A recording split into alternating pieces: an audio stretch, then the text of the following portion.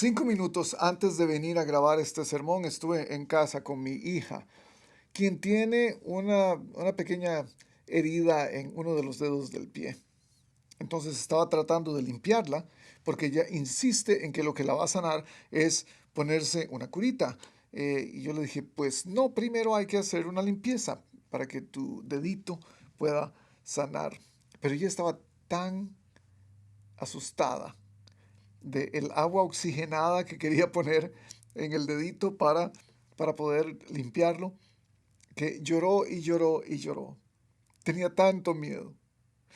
Cuando le puse el agua oxigenada para limpiar la herida, que es sumamente pequeña, ah, ella estaba en lágrimas y llorando y desesperada. Ah, entonces, para tratar de calmarla, le dije, ¿qué tal si te explico lo que está haciendo el agua oxigenada en tu dedito? Para que entiendas qué pasa y entiendas por qué ese dolor ocurre, que es un dolor no tan fuerte como el dolor de la herida propia. Sin embargo, no quiso escuchar. No quiso saber cuál era la razón del dolor que le estaba causando eh, el ponerle la medicina encima. Intenté varias veces. Intenté que entendiera de qué se trataba su dolor y cómo poder controlarlo y cómo ver hacia el otro lado, porque el agua oxigenada lo que va a hacer es ayudarla a sanar, aunque duela en ese momento. Y pienso en nosotros, cuando pienso en mi hija llorando desesperadamente y metiendo un drama terrible por una pequeña cortadita en su dedo pequeño del pie. Y es que me pregunto si muchas veces el sufrimiento nos hace percibir el impacto del Evangelio de una manera más disipada, más difuminada. No lo vemos tan claramente porque estamos atravesando por tanto dolor. No podemos entender qué es lo que nos explica la Biblia, qué es lo que nos dice la Biblia, porque el dolor que nos está embargando en algún momento de la vida, por alguna circunstancia que tenemos, ah, por alguna relación rota, por alguna decepción que hayamos tenido, por algún tipo de enfermedad que tengamos o que un miembro de nuestra familia tiene, ah, solamente por habernos levantado con el pie izquierdo y sentimos, este sufrimiento no me permite ver más allá. Y yo me pregunto si esto es lo que nos ha pasado muchas veces a nosotros, porque sé que esto es lo que le pudo haber pasado a la iglesia de Tesalonicenses. Y hoy, al acercarnos a la primera carta de Tesalonicenses, yo quiero hablarles de esto. Am, Muchas veces pensamos que a través de las circunstancias dolorosas de la vida, el sufrimiento y las dificultades, ah, podríamos pensar que el Evangelio va a llegar a nuestra mente y a nuestro corazón de una manera similar, pero muchas veces no es así. Muchas veces la predicación mera del Evangelio, solamente la exposición de la palabra de Dios, ah, hace mucho para convencer a muchas personas, pero más ha hecho, es más convincente, hay más poder en una vida transformada por el Evangelio y que es ahora un testigo de esa transformación, especialmente si ha ido a través de situaciones difíciles, especialmente si ha ido a través de sufrimiento. Esta fe en Dios, que debería caracterizarnos 24 horas al día, esta fe en Dios, que debería ser la base de nuestra existencia, muchas veces se ve nublada por nuestras situaciones y por nuestro sufrimiento. Hablemos de Primera de Tesalonicenses. Este es el libro que hoy queremos estudiar. Ah, Esta carta se escribe dentro de un contexto. Y déjeme hablarle acerca del contexto por solamente un minuto, porque si no entendemos un pasaje de la Biblia, si no entendemos un libro de la Biblia dentro del contexto donde fue escrito, entonces lo vamos a aplicar o a entender arbitrariamente y, y usarlo para formar un pretexto. Esto lo he dicho varias veces, porque algunos sacan un texto de contexto para formar un pretexto. ¿Usted ha escuchado eso? Si no entendemos lo que está ocurriendo en Primera de Tesalonicenses, no vamos a saber por qué Pablo está escribiendo lo que está escribiendo. Y el contexto comienza de antemano, comienza en el libro de Hechos. Es ahí donde Pablo está siendo de alguna manera el protagonista de este comienzo de la iglesia. Es el instrumento que Dios ha usado para comenzar a hacer florecer el reino de los cielos en formas de iglesias en diferentes lugares. En su segundo viaje misionero, esto fue lo que pasó. Voy a leer de Hechos, capítulo 17, del verso 1 hasta el 10. Dice, atravesando Anfípolis y Apolonia, Pablo y Silas llegaron a Tesalónica. Tesalónica, el lugar de donde estamos hablando. Donde había una sinagoga de los judíos, como era su costumbre, Pablo entró en la sinagoga y 3 sábados seguidos, por 3 semanas seguidas, discutió con ellos. Basándose en las escrituras, les explicaba y demostraba que era necesario que el Mesías padeciera y resucitara. Entonces les decía, este Jesús que les anuncio es el Mesías. Algunos de los judíos entonces se convencieron y se unieron a Pablo y a Silas. Y como también lo hicieron un buen número de mujeres prominentes y muchos griegos que adoraban a Dios. Pero, y aquí es donde viene el meollo del asunto. Pero los judíos, llenos de envidia, reclutaron a unos maleantes callejeros con los que armaron una turba y empezaron a alborotar la ciudad. Asaltaron la casa de Jasón en busca de Pablo y Silas. Recuerden que Pablo y Silas, al llegar a este lugar, fueron a la casa de Jasón, donde se estaban hospedando. Fueron a la casa de él con el fin de procesarlos públicamente a Pablo y a Silas y algunos otros hermanos ante las autoridades de la ciudad. Y gritaban, estos son los que han trastornado al mundo entero. Han venido también acá y Jasón los ha recibido en su casa. Todos ellos actúan en contra de los decretos del emperador, afirmando que hay otro rey, uno que se llama Jesús. Al oír esto, la multitud y las autoridades de la ciudad se alborotaron. Entonces, estas exigieron fianza a Jasón y a los demás para dejarlos en libertad. Recuerde, Pablo y Silas estaban quedándose en casa de Jasón. Era, de alguna manera, de acuerdo a la ley, era la responsabilidad de Jasón responder por ellos. Termina diciendo el versículo 10, tan pronto se hizo de noche, los hermanos enviaron a Pablo y a Silas a Berea. Este pobre Jasón y su familia y sus amigos y otros que habían creído sufrieron las consecuencias de que Pablo y Silas estuvieran predicando en la sinagoga. Pablo y Silas fueron perseguidos, tuvieron que salir, ser sacados del lugar inmediatamente. De no haber sido así, hubieran podido ser juzgados y ahí mismo hubieran podido hacerlos presos por largo tiempo o los hubieran asesinado de esta manera. ¿Por qué este contexto? ¿Por qué el libro de Hechos nos da la pauta para comenzar a estudiar la carta de Primera de Tesalonicenses? Porque basados en este segundo viaje misionero de Pablo, cuando él llega a Tesalónica, de ahí tiene que salir y se va a Berea, y después de Berea se va a Atenas, y en ambos lugares, o en algunos de estos lugares, estos judíos alborotadores de Tesalónica llegaron a esos lugares para seguir molestándolos y seguir dándoles guerra, porque estaban predicando a Cristo. Yo solo me imagino lo que pasó después de que ellos salieron de Tesalónica, Pablo y Silas. Yo solo me imagino lo que tuvieron que sufrir los cristianos que vivían en Tesalónica por causa de esto. Yo solo me imagino el futuro que tuvo que experimentar la creciente iglesia de Tesalónica. Habían comenzado con persecución, habían comenzado con sufrimiento. Pablo ya venía sufrido. En Filipos lo habían hecho preso, ¿recuerdan? Y estuvo en la cárcel y mientras cantaba himnos y alababa a Dios y hacían oraciones, tembló y un ángel los sacó de la cárcel. Pablo ya sabía lo que era tribulación, lo que era estar en sufrimiento, y aquí también lo estaba experimentando. Entonces hay 3 aspectos que nos van a enmarcar el contexto de esta carta. Y síganos con las notas en su boletín que puede encontrar iglesianorcos.com. Puede encontrar su boletín y sus notas. Hay tres aspectos contextuales que nos van a hacer nos van a dar paso para entender esta carta. El primero es que trabajaron en equipo.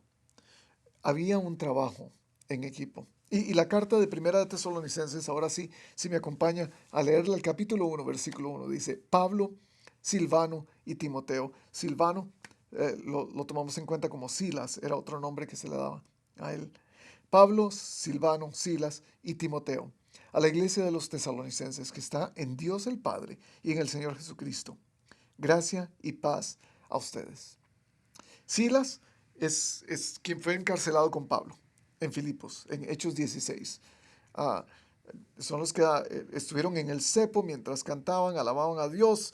Eh, el terremoto ocurre, todo el mundo sale, el carcelero está a punto de suicidarse, pero ellos le dicen, no, tranquilo, aquí estamos, no nos hemos ido.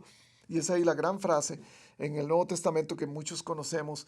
El carcelero le pregunta a Pablo y a Silas, señores, ¿qué debo hacer para ser salvo? Cree en el Señor Jesucristo y serás salvo tú y tu casa. Una promesa dada específicamente a este carcelero. Silas también va con Pablo a Tesalónica, es su compañero. Son ellos dos los que están predicando en la sinagoga. Entonces, Pablo y Silvano y Silas. Nos falta Timoteo. Timoteo es el discípulo de Pablo, un muchacho hijo de un padre griego, de una madre judía, criado en el evangelio o en las costumbres religiosas judías por su abuela, Eunice. Un hombre de fe, joven parece, más joven que Pablo, un discípulo de Pablo en términos de pastoreo. A él Pablo lo envía a Tesalónica, vamos a leer más adelante. Él lo envía a Tesalónica para ver qué está pasando, como un seguimiento que quiso darle a la iglesia que fundó ahí en su segundo viaje misionero, donde ocurrió todo esto que leímos antes en Hechos capítulo 17. Pablo entiende que hacer ministerio en equipo es ganancia. Pablo entiende el ministerio en plural, no lo entiende en singular, porque él entiende la riqueza que hay en hacer las cosas juntos. Hay un dicho que dice, si usted quiere hacer las cosas rápido, vaya solo. Si quiere ir lejos, vaya juntos con otras personas, vaya en grupo. Y de eso se trata el Evangelio. El Evangelio no se trata de una carrera que hay que terminar mañana, es más bien un maratón que va poco a poco, es un proceso. Y cuando nos rodeamos de gente que va junto con nosotros, se hace mejor el camino. Y es así como lo hacemos en nuestra iglesia. Es así como queremos hacer equipos para trabajar juntos, para compartir lo que hacemos juntos, para compartir el dolor juntos, para compartir el sufrimiento juntos. Y me agrada que Silas y Timoteo entendían el sufrimiento de Pablo porque lo habían compartido con él. Eran parte de él. Y es nuestra filosofía aquí en North Coast. Trabajar en equipo. Trabajar donde podamos rozarnos unos con otros, donde podamos compartir ideas, donde podamos disentir muchas veces, pero aprender a disentir en paz. Donde podamos juntos tomar ideas y hacerlas más grandes de lo que habíamos imaginado nosotros. Y eso me lleva a preguntarme, en nuestra vida diaria, ¿usted hace equipo? Esposos, ¿son ustedes un equipo con su esposa y con sus hijos? Esposas, ¿son ustedes un equipo con su esposo? O más bien están pensando, voy a tomar cualquier momento para hacer mis propios planes, para tomar mis propias decisiones, para tomar mi propio camino, irme por mi lado. En, en términos del reino de los cielos, necesitamos entender que la música que le damos al mundo es una música que se hace en armonía. La armonía se construye con diferentes notas musicales. Los que me conocen saben que me encanta tocar guitarra, aunque no soy tan bueno, pero me encanta tocarla. La toque bien o la toque mal. Me encanta escuchar las armonías que crean los acordes, que con mis dedos puedo hacer en la guitarra. Y me doy cuenta de esto, solamente porque las cuerdas son diferentes, solamente porque las cuerdas suenan diferentes es que se puede hacer armonías tan exquisitas en la guitarra. Nadie puede silbar una sinfonía. Si usted ha escuchado una orquesta sinfónica, usted se da cuenta que los muchos instrumentos que la forman son los que hacen que la sinfonía sea tal. Yo solo no puedo silbar una sinfonía, tal vez puedo silbar la melodía de la sinfonía, pero no puedo silbar la sinfonía como tal. El cristianismo es un deporte de equipos. No podemos vivirlo solos. Y es por eso que le ponemos tanta importancia en nuestra congregación que usted se una a un equipo donde pueda caminar con otras personas, un equipo de gente que piensa como usted, un equipo de gente que no piensa como usted, pero que quieran hacer las cosas para el reino de los cielos, un equipo con sus mismos intereses, un equipo de hombres o de mujeres. Y eso es aprender a jugar en la caja de arena como en el kindergarten. Es aprender a jugar con otros que van a usar mis juguetes y yo los de ellos. Es aprender a tomar turnos. Es aprender a ser tolerantes. Es aprender a saber cuándo ceder y cuándo poner un poco de presión. Es aprender a discutir y hasta a pelear. Es aprender a amar. Ese es el trabajo en equipo que yo veo aquí con Pablo. Ese es parte del contexto. La segunda cosa que veo, el segundo contexto que veo en donde se desenvuelve esta iglesia de Tesalonicenses, esta carta, es una iglesia vibrante. Es una iglesia que desde que comenzó, no paró. Su corazón latía pasión. Déjenme leerlo de esta manera. Capítulo 1, del versículo 4 en adelante. Siga leyendo conmigo. Primera de Tesalonicenses. Hermanos, amados de Dios, sabemos que Él los ha escogido porque nuestro evangelio les llegó no solo con palabras, sino también con poder. Es decir, con el Espíritu Santo y con la profunda convicción. Y con profunda convicción, perdón.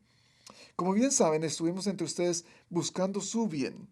Ustedes se hicieron imitadores nuestros y del Señor cuando a pesar de mucho sufrimiento recibieron el mensaje con la alegría que infunde el Espíritu Santo. Primera cosa, reciben el mensaje con alegría. De esa manera se constituyeron en ejemplo para todos los creyentes de Macedonia y de Acaya. Tomen en cuenta esto. Pablo les está diciendo, ustedes supieron cómo imitar a Cristo en nosotros. Lo aceptaron con mucho gozo y ahora se están convirtiendo en ejemplo para otras iglesias. Partiendo de ustedes, versículo 8, partiendo de ustedes, el mensaje del Señor se ha proclamado no solo en Macedonia y en Acaya, sino en todo lugar. A tal punto se ha divulgado su fe en Dios que ya no es necesario que nosotros digamos nada. Esta iglesia tomó en sus manos el Evangelio. No solo se lo cargó al hombro, pero lo puso en su mente y en su corazón y lo puso en práctica con sus manos. Capítulo 3, perdón, versículo 5. Por eso, cuando ya no pude soportarlo más, mandé a Timoteo a indagar acerca de su fe. Y es aquí donde Timoteo va y se hace un emisario para Pablo para entender qué está pasando, cómo va la iglesia que dejamos allá en Tesalónica. Para indagar acerca de su fe, dice, no fuera que el tentador los hubiera inducido a hacer lo malo y que nuestro trabajo hubiera sido en vano. Ahora Timoteo acaba de volver de Tesalónica, dice Pablo, con buenas noticias de la fe y el amor de ustedes. Con la fe y el amor de ustedes. Hay dos elementos aquí de esta iglesia vibrante que los hace vibrantes, yo creo. Y está en el primer versículo que leímos, en el versículo 4 del capítulo 1. Hermanos amados de Dios, sabemos que Él los ha escogido. Y ahí veo yo dos elementos que nos pueden hacer una iglesia vibrante. El primero es sabernos amados por Dios. Es saber que Dios, el amor de Dios nos llena por todas partes. Romanos 5.8 dice, por eso cuando ya no pude, Romanos 5.8 dice que el amor de Dios está en nosotros completamente, nos tiene atrapados. Es el amor de Dios el que nos llena, el que nos captura. Es por ese amor de Dios que Juan 3.16 dice que Dios envió a su Hijo unigénito. Es por ese amor que Jesús decide dejar toda la gloria que está en el Padre y venir a ser parte de la humanidad que lo traicionó.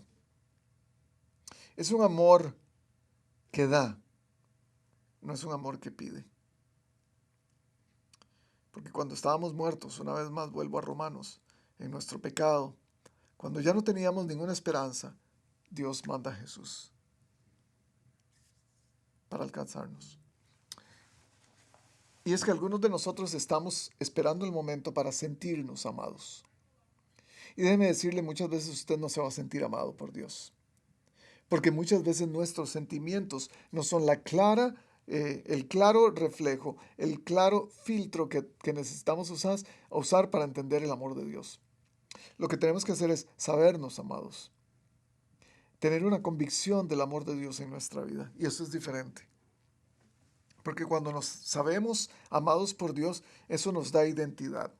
La identidad nos dice quiénes somos. La identidad nos es dada para saber quién soy, para responder la gran pregunta que tenemos todos los seres humanos. ¿De dónde vengo y a dónde voy? ¿Quién soy? Este amor nos da identidad. Si usted y yo nos sabemos amados por Dios, también tenemos valor. Somos el tesoro que Él encontró. Como a Israel, Dios le dice que Él lo encontró como un tesoro escondido. Y nosotros nos convertimos en parte de esa herencia de Dios. Nuestro valor es más allá de la aprobación de los demás, es más allá de lo que otros piensan o digan que nosotros somos. El valor que Dios nos da es eterno. Con amor eterno te he amado, dice en el Antiguo Testamento el profeta. Pero también este conocimiento del amor de Dios, el sabernos amados por Dios, nos da propósito. Y el propósito sirve para ir más allá. El propósito sirve para servir. Cuando usted sirve, encuentra propósito. Es solamente cuando usted pone a andar el amor en términos de servicio que usted encuentra propósito en su vida. Nuestra iglesia va a vibrar, la iglesia de Cristo va a vibrar solamente cuando nos sepamos amados por Dios. Cuando entendamos ese amor en lo más profundo de nuestras entrañas. Y yo me pregunto si detrás de la cámara alguien hoy no está convencido de ese amor. Usted no se sabe amado por Dios.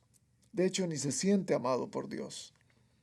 ¿Cómo saberse amado si todavía no se siente? Y usted está esperando sentir el amor de Dios en su vida. Pero déjeme decirle, en lugar de sentir el amor de Dios, en lugar de esperar hasta sentir el amor de Dios, ¿qué tal si usted lo acepta? Porque el amor de Dios está presente en todo momento, en todo lugar. Él ha demostrado su gracia hacia usted. Él mandó a Cristo para salvar su vida en rescate por el pecado que nos tenía presos.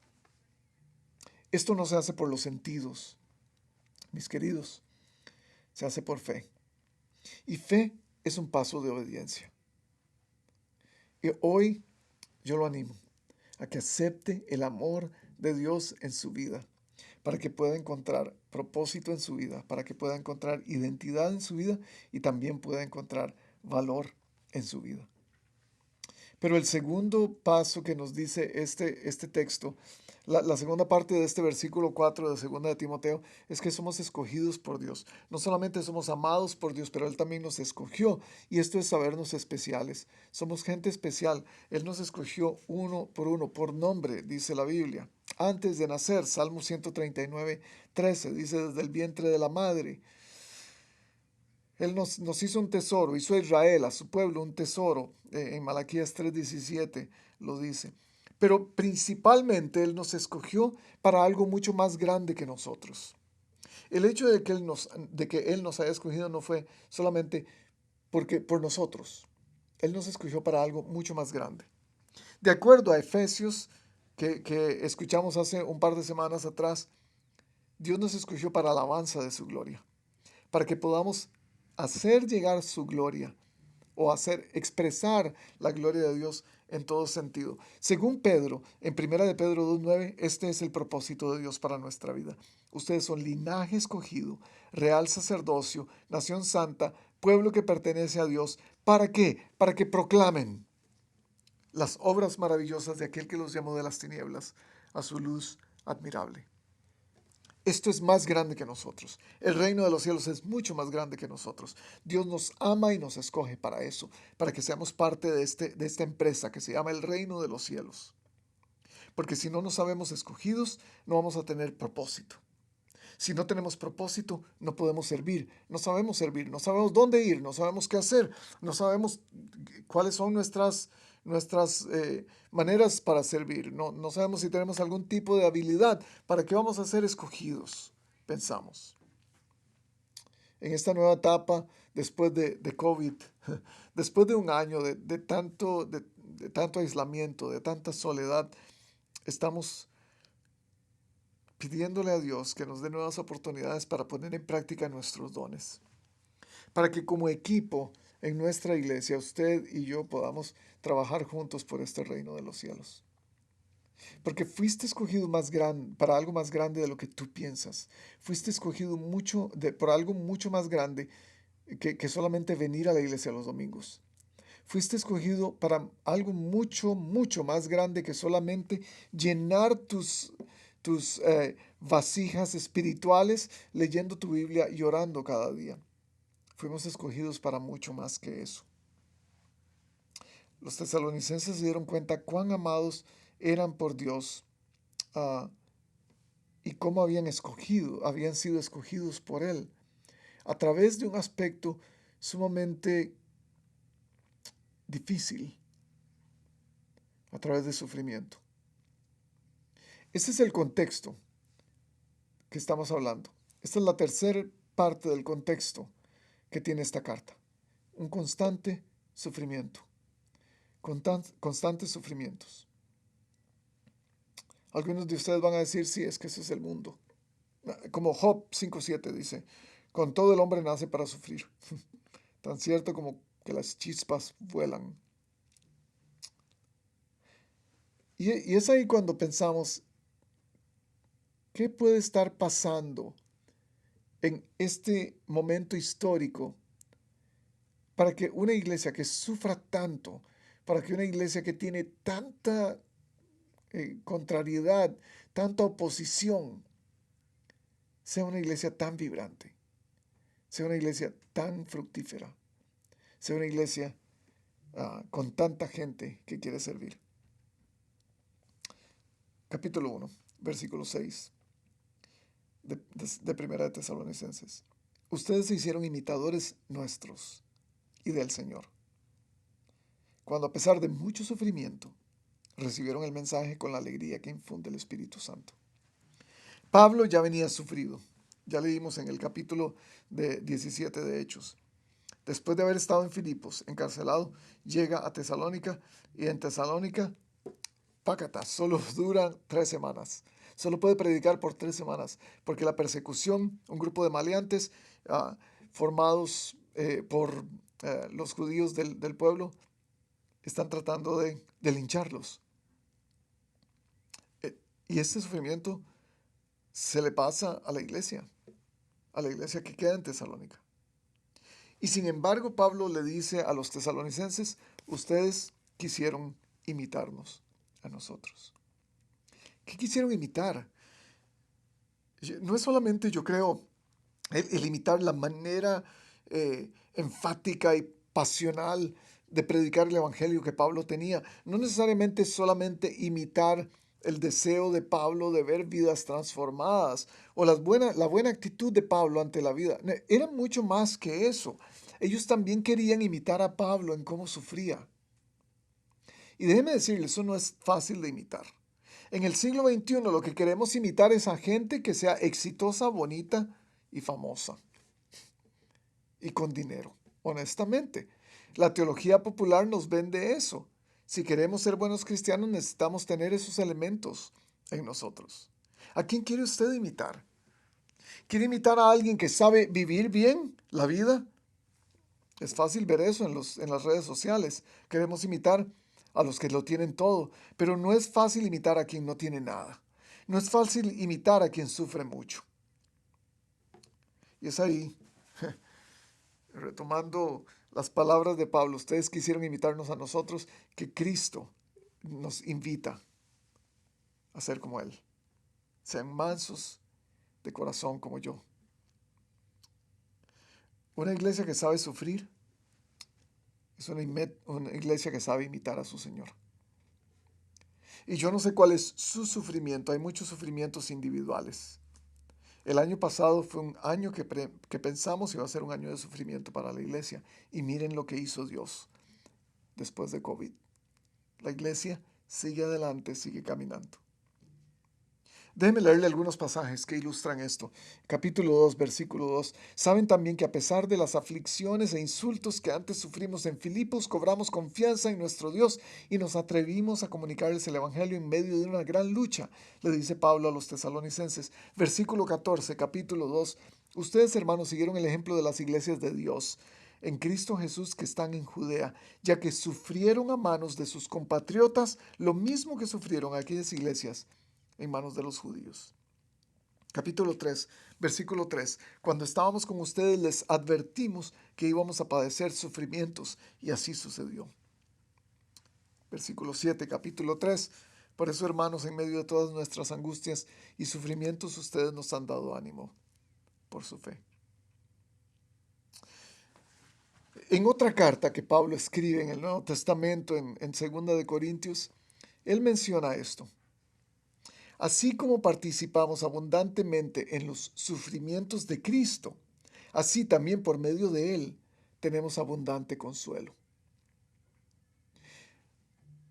Esto me ayuda a pensar y a poner en perspectiva el sufrimiento de mi propia vida, el sufrimiento que usted debe tener en este momento, que usted ha pasado por este año que acaba de pasar con la pandemia. Me pone en perspectiva porque estoy buscando personas exitosas, personas felices, personas que tienen todo para poder ser como ellas. Y esos son mis ejemplos de vida muchas veces. Y es ahí donde se nos nubla la mirada y verdaderamente lo que Cristo quiere, lo que Pablo quiere a través de esta carta, lo que la Biblia nos enseña, es que debemos aprender también a sufrir como Cristo. No solamente a ser triunfantes como Cristo, pero también a sufrir como Él. Y si algunos de nosotros tuviéramos más ese concepto pegado en nuestras mentes, posiblemente nuestra vida tendría un poco más de sentido. Posiblemente nuestra iglesia sería una iglesia más vibrante. ¿Qué es lo que pasa con los tesalonicenses a pesar de su sufrimiento? Y quiero pasar estos últimos minutos hablando de esto rápidamente. Tres cosas que veo en el capítulo 1, en los primeros versículos del capítulo 1, que dicen mucho de lo que estaba ocurriendo en esta vibrante iglesia de Tesalónica, a pesar de sus sufrimientos. Las tres cosas están encerradas en el versículo 3 del capítulo 1 de Primera de Tesalonicenses. Y Pablo les dice, los recordamos constantemente delante de nuestro Dios y Padre, a causa de la obra realizada por su fe, el trabajo motivado por su amor y la constancia sostenida por su esperanza en nuestro Señor Jesucristo. Tres elementos claves. Déjenme solamente desenvolverlos un poco, cada uno de ellos, para ir aterrizando. La primera cosa que a pesar del sufrimiento ocurre en la iglesia de Tesalónica es que la fe debe producir acción. La fe debería darnos paso a hacer algo. No por nada Santiago dice que la fe sin obras está muerta. La fe tiene que encontrar manos y pies para poder ser fe, sin importar el contexto, sufrimiento o bonanza, riqueza o pobreza, enfermedad o salud. Es como el matrimonio, gente. No tiene que importar el contexto. La fe tiene que ponerse en acción. Si decimos que amamos a Dios, esta fe se va a notar. Es imposible que no se note. Como el espíritu, un cuerpo sin espíritu, la fe sin obras, dice Santiago, está muerta. Y es que algunos pensamos que seguir a Cristo es sentirnos bien con Él. Eso quiere decir. Entonces decimos, mi relación con Dios está muy bien porque me estoy sintiendo muy bien en estos momentos. Pero ¿qué tal esa gente en algunas partes remotas del mundo, donde el sufrimiento está a la orden del día, donde la gente vive y muere en sufrimiento, pero que tiene una fe sincera en Dios? A veces tenemos un evangelio egoísta, un evangelio muy mío, que dice, si yo estoy bien con Dios, todo está bien. Esa es una verdad relativa, como lo hablamos la semana pasada. Porque el evangelio se ve en plural. El evangelio es nuestro, no es solo mío. El evangelio es de un cuerpo, no es de un individuo o de un miembro. El evangelio es de un equipo, no solamente de un miembro. La fe tiene que producir una acción de alguna manera. Este domingo, por fe, varias personas, perdón, se van a bautizar. Van a poner en práctica su fe. La fe que los lleva a obedecer. Y decir, yo quiero decir públicamente que Cristo es mi Señor. Ahora, ese es el primer paso. Esa fe se va a vivir cada día con este bautismo convirtiéndose en mi patrón de vida, muriendo a mí mismo todos los días, resucitando a mí mismo todos los días. Capítulo 4, versículo 1 de Primera de Tesalonicenses dice, por lo demás, hermanos, les pedimos encarecidamente en el nombre del Señor Jesús que sigan progresando en el modo de vivir que agrada a Dios tal como lo aprendieron de nosotros. De hecho, ya lo están practicando. Esa es la fe. La iglesia de Tesalónica no se dejó la fe para ellos, la practicó y la llevó a muchos lugares. Esa es la primera cosa. La segunda cosa que a través del sufrimiento ocurre en la iglesia de Tesalónica es que el amor debe producir trabajo. Eso es un principio para todos nosotros. El amor tiene que producir trabajo. En cuanto al amor fraternal, capítulo 4, versículo 9, Primera de Tesalonicenses. En cuanto al amor fraternal, no necesitan que les escribamos, porque Dios mismo les ha enseñado a amarse unos a otros. ¿Qué quiere decir esto? En efecto, ustedes aman a todos los hermanos que viven en Macedonia. No obstante, hermanos, les animamos a amarse aún más, a procurar vivir en paz con todos, a ocuparse de sus propias responsabilidades y trabajar con sus propias manos. Tres elementos básicos del amor. Vivir en paz. El amor intenta vivir en paz. Eso toma un esfuerzo. Vivir en paz toma trabajo. Porque muchas veces va a querer decir callarme la boca. Muchas veces quiere decir no poner mis condiciones por delante o lo que yo quiero. Uh, Es una paz activa, no es una paz pasiva. La paz pasiva no dice nada, se queda callada. La paz activa hace algo por mantenerla. Lucas 6:27.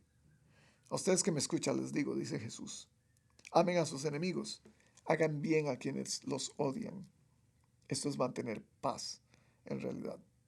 Esa es la primera cosa que dice al respecto del amor, de cómo hacer el amor trabajar. La segunda cosa es, sean responsables.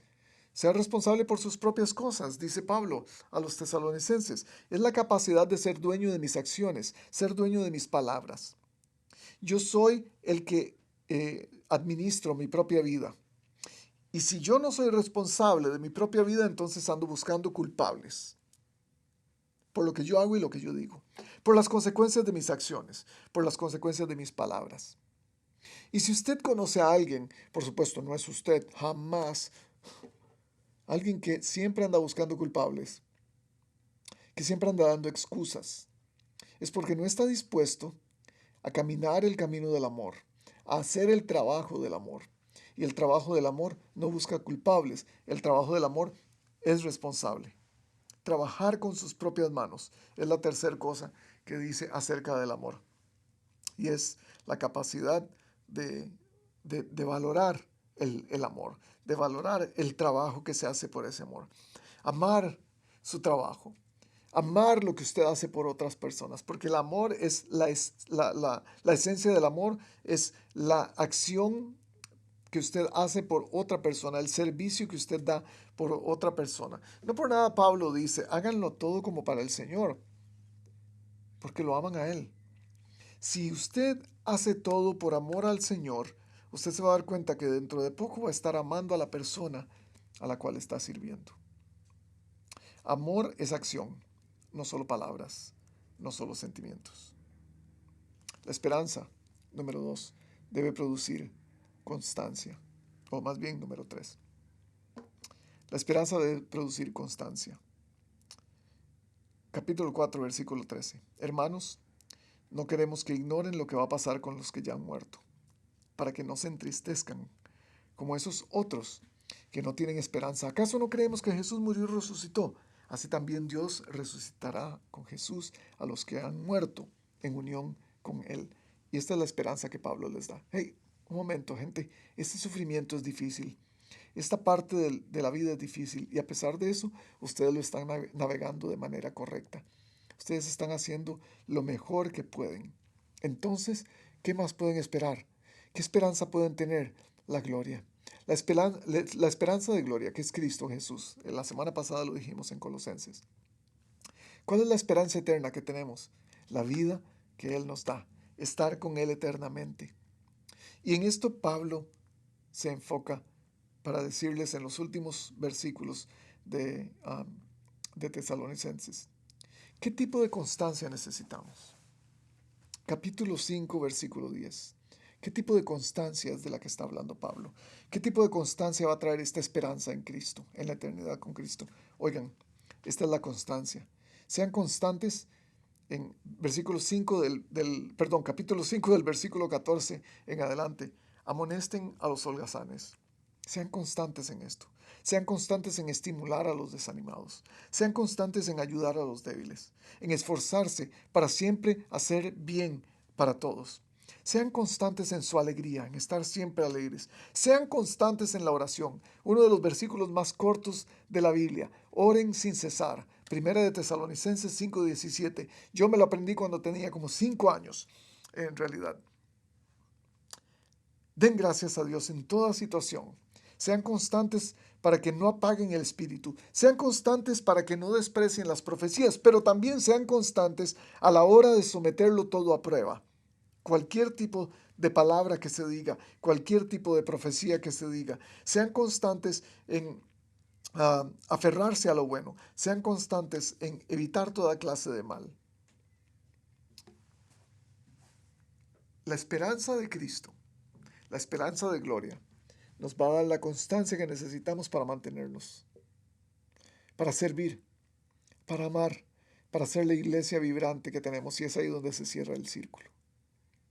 No solamente que vivimos en sufrimiento y que tenemos que hacer algo con ellos solo por hacerlo, es que este sufrimiento lo llevamos a cabo con esperanza. Y esta esperanza nos da la constancia para seguir adelante. Y es el círculo. La constancia que tenemos nos da más esperanza. La esperanza que tenemos nos da más constancia, para confiar en el Señor, para hacer lo que Él nos mandó a hacer, para ser la iglesia que a pesar de cualquier cosa, a pesar de cualquier situación, a pesar de cualquier sufrimiento, a pesar de cualquier bonanza, estamos llevando el mensaje del reino a todas partes. A pesar de sus problemas, de su sufrimiento, a pesar del año pasado, a pesar de las situaciones difíciles que posiblemente esta semana ocurrieron en su vida, ¿qué estás dispuesto a hacer para amar más? ¿Qué estás dispuesto a hacer para que esta esperanza a la cual Dios te ha llamado se convierta en constancia? Se convierta en un elemento que te va a hacer parte de esta iglesia vibrante que Dios quiere usar para alcanzar al mundo. ¿Qué estás dispuesto a hacer? Tesalonicenses nos llama la atención. Sí, hay mucho sufrimiento en el mundo, pero sí, hay un Dios que tiene el control de ese sufrimiento y de nuestras vidas, que tal vez nos va a llevar el sufrimiento, pero que lo va a usar, no lo va a desperdiciar para hacernos la iglesia que Él quiere que seamos. Y al final poder llegar al frente de su rostro, de su presencia y que nos diga, lo hiciste bien, me imitaste bien, lo has hecho de manera excelente. Esa es mi oración para ustedes a través de esta hermosa carta de Primera de Tesalonicenses. Nos vemos la próxima semana.